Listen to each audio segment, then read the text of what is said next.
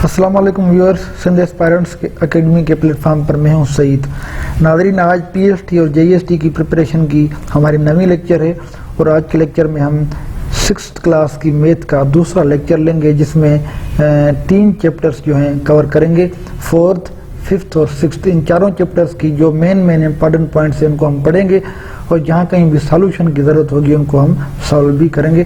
तो आइए स्टार्ट करते हैं हम चैप्टर नंबर 4 से, जिसका टाइटल है इंटीजर्स। इंटीजर्स क्या होते हैं आप सबको पता होगा कि जो भी नेचुरल नंबर्स होते हैं उनको हम इंटीजर्स कहते हैं। जो पॉजिटिव नेचुरल नंबर होते हैं उनको हम कहते हैं पॉजिटिव इंटीजर्स, और जो नेगेटिव नेचुरल नंबर्स होते हैं उनको हम कहते हैं नेगेटिव इंटीजर्स। यहाँ पर एक बात लाजमी याद रखनी चाहिए कि 0 एक वाहिद इंटीजर है जो ना तो पॉजिटिव होता है और ना ही नेगेटिव होता है। उसके बाद इनको डिनोट किस तरह से किया जाता है, याद रखें कि इंटीजर्स को हमेशा डिनोट किया जाता है एक नंबर लाइन पर। नंबर लाइन में 0 के राइट साइड पर जो भी डिजिट्स होंगे, जैसे ये सब हैं, वो पॉजिटिव होंगे और 0 के लेफ्ट साइड पर जो भी होंगे वो सारे के सारे नेगेटिव होंगे। उसके बाद यही है ऑर्डरिंग। ऑर्डरिंग से मुराद है कि रिप्रेजेंटेशन, जैसे हमने पहले ही बताया, उनको नंबर लाइन पर जो है शो किया जाता है।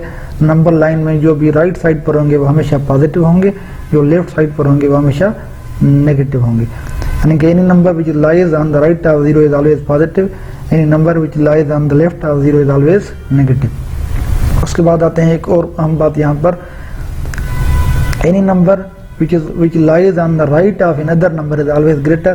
ये नंबर जो है फॉर एग्जांपल 1 0 से बड़ा है, फिर 2 1 से बड़ा है, फिर 3 2 से बड़ा है। इस तरह से सारे एक दूसरे से बड़े ही हैं। उसके बाद any number lying to the left of another number is always smaller. जैसे ये -1 फिर -2 फिर -3, ये -1 फिर -2 से भी छोटा, फिर -3 उससे भी छोटा, इस तरह से ये, ठीक है। उसके बाद every positive integer is greater than a negative integer and every negative integer is always less than a positive integer। ये चीज़ भी यहाँ पर याद रखनी चाहिए। उसके बाद आते हैं एब्सोल्यूट या फिर न्यूमेरिकल वैल्यू क्या होती है। उसकी डेफिनेशन क्या है, एब्सोल्यूट वैल्यू और numerical value of A number it's distance from 0 on the number line and is always positive और 0। मिसाल के तौर पर हम किसी भी इंटीजर को जब भी डिनोट करते हैं किसी नंबर लाइन पर, तो हम उसका डिस्टेंस भी लिखते हैं और फिर क्या उसकी डायरेक्शन भी लिखते हैं। पर अगर हम डायरेक्शन को इग्नोर करें और सिर्फ डिस्टेंस को लिखें तो वो क्या होता है, एब्सोल्यूट या फिर न्यूमेरिकल वैल्यू। और यहाँ ये बात लाजमी याद रखनी चाहिए कि ये जो न्यूमेरिकल वैल्यू है, एब्सोल्यूट वैल्यू होती है इंटीजर की, वो हमेशा पॉजिटिव होती है। जैसे ये इसको डिनोट इस तरह से किया जाता है, जैसे ये 6 जो है तो माइनस पर उसको हमने पॉजिटिव लिखा है, क्योंकि एब्सोल्यूट वैल्यू हमेशा जो होती है वो पॉजिटिव होती है। उसके बाद यहाँ पर ये एग्जांपल दी गए हैं जिनमें कुछ नंबर्स को असेंडिंग ऑर्डर में लिखा गया है और कुछ नंबर को डिसेंडिंग ऑर्डर में लिखा गया है। ये भी माइनस में था, उसको हमने प्लस में लिखा, ये भी माइनस में था, उसको हमने प्लस में लिखा, क्योंकि जो एब्सोल्यूट वैल्यू होता है इंटीजर का वो हमेशा पॉजिटिव ही होता है। उसके बाद हम आते हैं एडिशन ऑफ इंटीजर्स पर। इंटीजर्स की एडिशन किस तरह से होती है, यहाँ पर एक एग्जांपल दी गई है, 8 + 2 and +3 यूजिंग नंबर लाइन। इसको किस तरह से ऐड किया जाएगा, 0 से स्टार्ट करके पहले हम 2 पॉइंट्स मूव करेंगे राइट डायरेक्शन में, फिर उसके बाद हम क्या करेंगे 3 पॉइंट्स जो है और मूव करेंगे तो हम 5 पर पहुंचेंगे। इस तरह से हम एडिशन करेंगे किसी भी इंटीजर की नंबर लाइन पर। उसके बाद सब्ट्रैक्शन कैसे होती है, recognise subtraction is the inverse process of addition. आपको पता होगा कि जो एडिशन का इनवर्स होता है वो क्या होता है, सब्ट्रैक्शन, यानी कि किसी चीज को दूसरी चीज में से डिडक्ट करना। एग्जांपल दी गई है, सब्ट्रैक्ट +2 फ्रॉम +5। ये किस तरह से सॉल्व होगा, first of all we change the sign of +2 and get -2, then add -2 and +5 on the number line.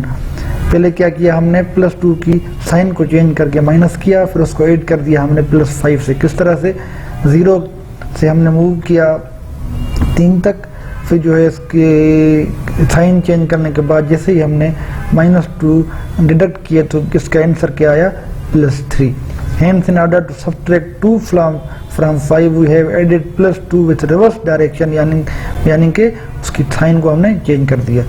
उसके बाद आते हैं मल्टीप्लिकेशन। मल्टीप्लिकेशन इंटीजर्स की किस तरह से होती है, we know that multiplication is the simple form of repeated addition. For example, अगर हमें कोई कहे कि मल्टीप्लाइंग 3 by 4, उसका मतलब क्या है कि 3 को 4 मरतबा ऐड किया गया है। इस तरह से नंबर लाइन पर शो करेंगे, एक दफ़ा, फिर दूसरी दफ़ा, फिर तीसरी दफ़ा, फिर चौथी दफ़ा। तो इस तरह से हम क्या मिलेगा, 12 मिलेगा। उसके बाद यहाँ पर 2 एग्जाम्पल्स जो हैं दी गई हैं। 2 into 3 जिसका मतलब है कि 3 मरतबा ऐड किए गए हैं। फिर -3 into -4, ये साइन उनकी जो है चेंज हो जाएगी। इसका मतलब ये है कि जो 3 हैं वो 4 दफ़ा ऐड किए गए हैं। उसका रूल है the product of 2 integers of like science is a positive integer. मतलब किन भी 2 इंटीजर्स की जिनकी साइन एक जैसी हो, उनका जो जवाब होता है हमेशा पॉजिटिव इंटीजर ही होता है। उसके बाद हम आते हैं डिवीजन पर, डिवीजन ऑफ इंटीजर्स।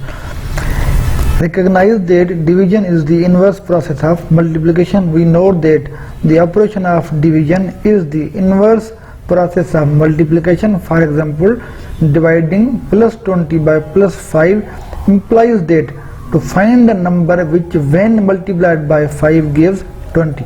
मतलब कि अगर 20 को हम डिवाइड करते हैं 5 के साथ, तो उसका मतलब ये है कि उसका जवाब एक ऐसा नंबर आएगा जिसको अगर 5 के साथ मल्टीप्लाई किया जाए तो उसका जवाब 20 हो। तो वो कौन सा नंबर होगा, वो नंबर होगा 4। Recognise that on dividing one integer by another, if both the integers have like signs, the quotient is positive.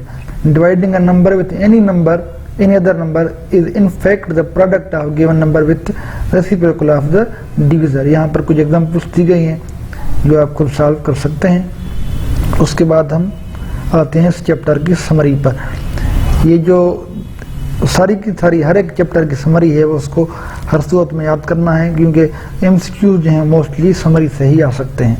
ठीक है, उसके बाद हम आते हैं सिंप्लीफिकेशन पर। सिंप्लीफिकेशन की डेफिनेशन क्या है, process of getting a simplified number is known as simplification. मतलब एक ऐसा प्रोसेस जिसके जरिए कोई सिंप्लीफाइड नंबर हासिल किया जाए उसको हम कहते हैं सिंप्लीफिकेशन। ठीक है, जैसे एक एग्जांपल दी गई है 3 + 4 मल्टीप्लाइड बाय 2। अगर हम इसको इसने एक्सप्लेन किया है, पहले अगर हम 3 और 4 को ऐड करके फिर उसको जो है 2 के साथ मल्टीप्लाई करें तो उसका जवाब क्या आएगा, 14। पर अगर 4 को 2 के साथ मल्टीप्लाई करके फिर 3 ऐड किया जाए तो उसका जवाब आएगा 11। मतलब दोनों तरीकों से इसका जो जवाब है वो आंसर है वो डिफरेंट आएगा। तो इसकी टेक्निक क्या, इसको सॉल्व करने का असल तरीका है क्या। So to get a unique result of our simplifying process we must follow some rules. उसके रूल्स क्या हैं, वी यूज ब्रैकेट्स। यहाँ पर ब्रैकेट्स इस्तेमाल होती हैं आमतौर पर। ये जो होती है इसको हम कहते हैं बार, ये जो ब्रैकेट होती है उसको हम कहते हैं पैरेंथेसिस या फिर कर्व्ड ब्रैकेट। उसके बाद ये ब्रैकेट है इसको हम कहते हैं ब्रेसेस या कर्ली ब्रैकेट्स, और उसको हम कहते हैं स्क्वायर ब्रैकेट्स। ठीक है, इनको सॉल्व किस तरह से किया जाता है, अगर किसी भी प्रॉब्लम या किसी भी जो है सम के अंदर हमें ये चारों ब्रैकेट्स मिली हों तो इनको किस तरह से सॉल्व किया जाता है। सबसे पहले ये जो ब्रैकेट है जिसको हम कहते हैं बार, उसको सॉल्व किया जाएगा। उसके बाद ये ब्रैकेट को, उसके बाद कर्ली को, और फिर आखिर में क्या करना है, स्क्वायर ब्रैकेट्स को सॉल्व करना है।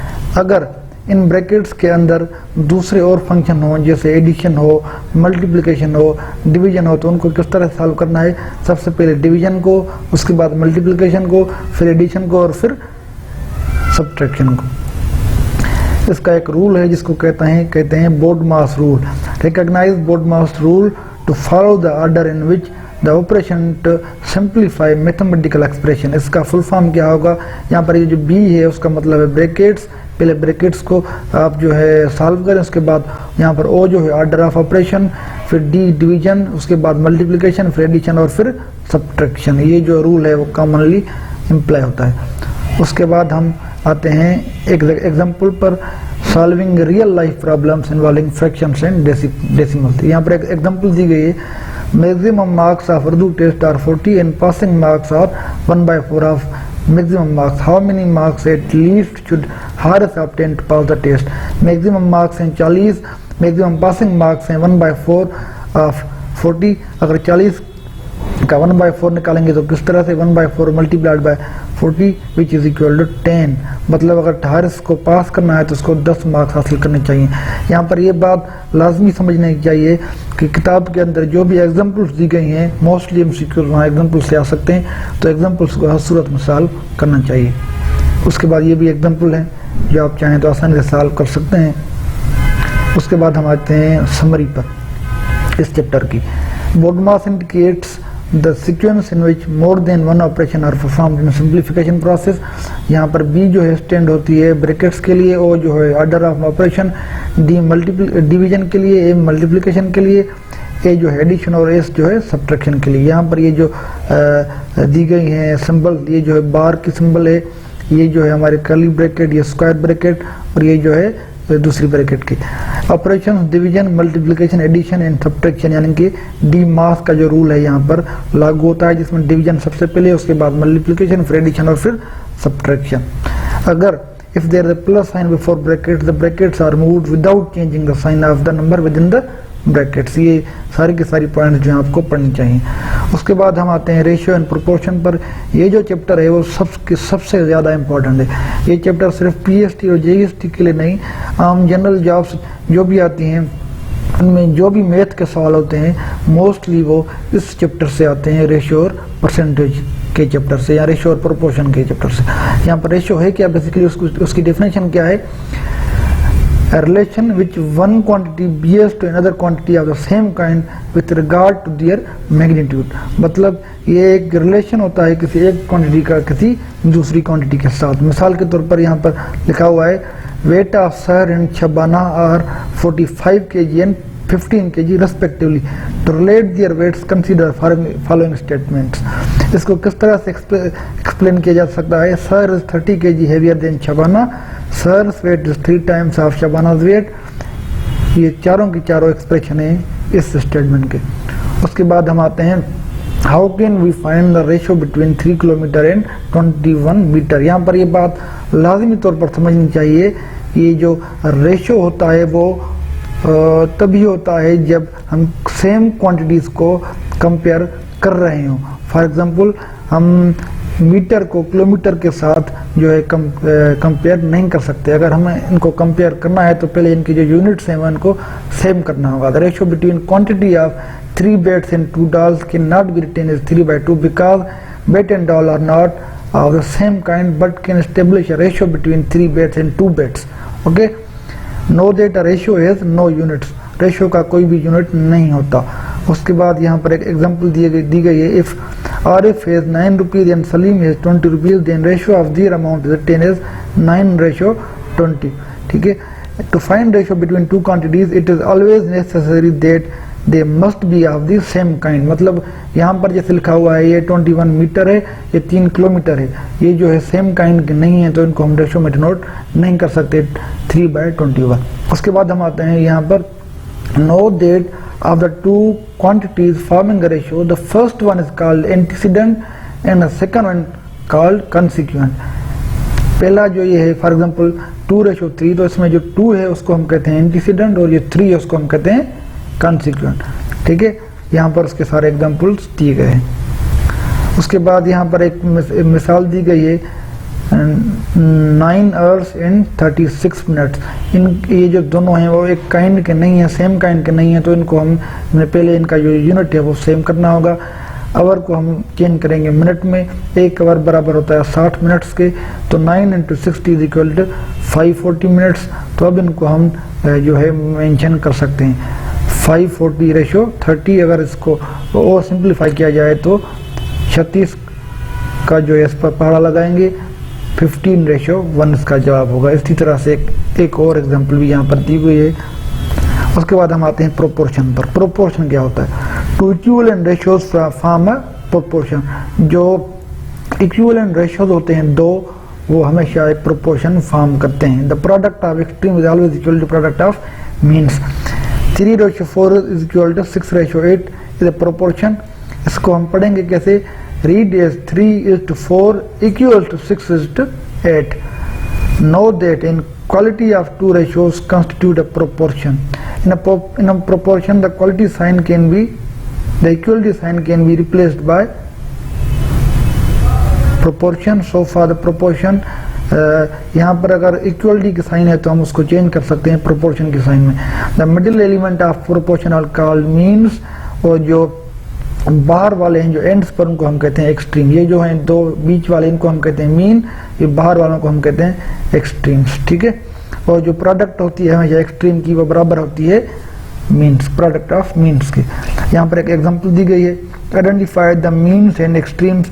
इसमें मीन्स, इसमें 3 और 10 मीन है, और ये जो 2 और 15 है वो एक्सट्रीम है। इस तरह से ये इसी तरह से ये एग्जांपल में अपने ये सारी चीजें समझनी है। उसके बाद एक सॉल्यूशन है 33:3 इज इक्वल टू x:27, और उसी तरह से 9:6 इज इक्वल टू 6:y। इसको किस तरह से सॉल्व करना है, इसको सबसे पहले हम लिखेंगे इस फॉर्म में, ठीक है। फिर मीन को हम कराएंगे मल्टीप्लाई मीन से, और ये जो एक्सट्रीम है उसको हम करेंगे एक्सट्रीम के साथ। 33 × 27 इज इक्वल टू 3 × x। इस तरह सॉल्व किया तो उसका जवाब आया 297। इसी तरह इसको हमने सॉल्व किया तो y का जवाब आया 4। उसके बाद आता है find the fourth proportion of 2, 5 and 8। इसी तरह से इसको भी हमने सॉल्व किया है। उसके बाद आते हैं डायरेक्ट एंड इनवर्स प्रोपोर्शन क्या होता है। Hence we can say that when two quantities are related in such a way that if one quantity increased in a given ratio, the other also increases in the same ratio, तो उसको हम कहते हैं direct proportion. मतलब किसी भी quantity, किसी भी दो क्वांटिटीज का रिलेशन आपस में इस तरह से हो कि अगर कोई एक बढ़े तो दूसरी भी इंक्रीज हो, तो उसको हम कहते हैं डायरेक्ट। और उसके बाद हम आते हैं इनवर्स प्रोपोर्शन पर। इनवर्स प्रोपोर्शन क्या होता है, we can say that when two quantities are related in such a way that if one quantity increases in a given ratio the other decreases। मतलब अगर किसी एक को बढ़ाएं और दूसरी घटने लगे तो इस तरह के जो है हम प्रोपोर्शन को कहते हैं इनवर्स प्रोपोर्शन। अभी इन दोनों के हम एग्जांपल सॉल्व करेंगे। यहाँ पर ये जो है वो है if 20 meter cloth is used to make 4 dresses, how much cloth is required to make 15 dresses। यहाँ पर ड्रेसेस, 4 ड्रेसेस के लिए 20 मीटर्स कपड़ा लग रहा है तो 15 ड्रेसेस के लिए कितना लगेगा, ठीक है। ये जो है डायरेक्ट प्रोपोर्शन है। मतलब इसको हम सॉल्व कैसे करेंगे, मीन को मल्टीप्लाई करेंगे मीन से, एक्सट्रीम को एक्सट्रीम से। इसी तरह 4:15 प्रोपोर्शन 20:x। इसी तरह से हमने इसको मल्टीप्लाई किया, इसका जवाब है 75। और दूसरा जो है इनवर्स प्रोपोर्शन है, यहाँ पर एग्जांपल दी गई है if 3 pipes can fill a tank in 80 minutes, how long will it take to fill the tank if 5 pipes are used। ये जो है हमारा इनवर्स प्रोपोर्शन है, इसमें 3 पाइप्स 80 मिनट्स जो है 5 × x। किस तरह से सॉल्व करेंगे इनवर्स प्रोपोर्शन में, ये 5 है इसको हम मल्टीप्लाई करेंगे 3 के साथ, 80 को हम मल्टीप्लाई करेंगे x के साथ, क्योंकि यहाँ पर प्रोपोर्शन जो है वो इनवर्स है। इसी तरह से उसको सॉल्व करेंगे, इसका जवाब आएगा 48। उसके बाद हम आते हैं इसी चैप्टर की समरी के ऊपर। Comparison between magnitude of two quantities of same kind is called ratio. ये रेशियो की डेफिनेशन है, ratio of two numbers a and b where written as. इसमें जो a होती है उसको हम कहते हैं एंटीसीडेंट और b को कहते हैं हम consequent. Order of ratio is important. उसके बाद ये सारी की सारी इंपॉर्टेंट पॉइंट्स हैं इस समरी में, जिनको जो है आप पढ़ेंगे तो एमसीक्यूज के तौर पर ये सब चीज़ें हो सकती हैं। इस चैप्टर की समरी के साथ हमारा आज का लेक्चर पूरा हुआ। नेक्स्ट लेक्चर में आपके साथ दोबारा मुलाकात होगी, तब तक खुदा हाफिज़।